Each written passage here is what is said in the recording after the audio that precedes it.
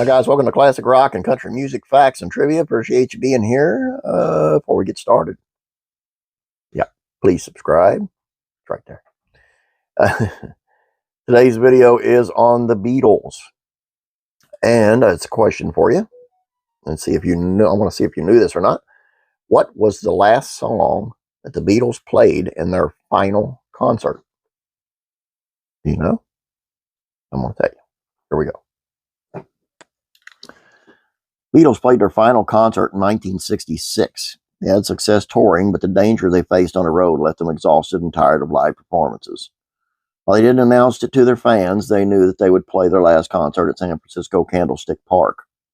He ended the show like they ended nearly every Beatles concert. Well, here's the song they played to close out their final performance. Each of the Beatles grew up on a steady diet of American music, and Little Richard was one of their favorite artists. Little Richard was one of all-time greats, John Lennon said in the Beatles anthology. First time I heard him, a friend of mine had been to Holland and brought back a 78 with Long Tall Sally on one side and Slippin' and Slidin' on the other. It blew our heads. We never heard anybody sing like that in our lives, and all those saxes playing like crazy. Years after Lennon first heard Long Tall Sally, he began performing it with the Beatles. Even after a number of successful songs, they still liked concluding their shows by playing it. Their final show was no different. They closed out their Candlestick Park concert with Long Tall Sally. The song concluded their touring career perfectly. The band had grown tired of live performances and craved something new. Playing Long Tall Sally represented the end of the beginning half of their career.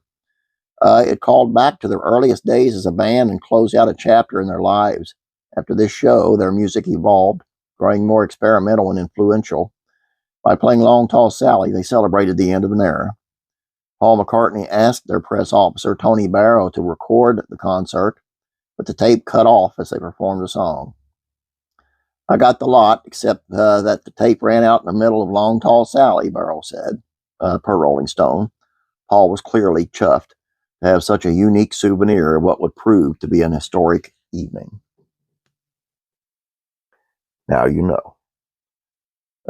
Now you know the rest of the story. There you go.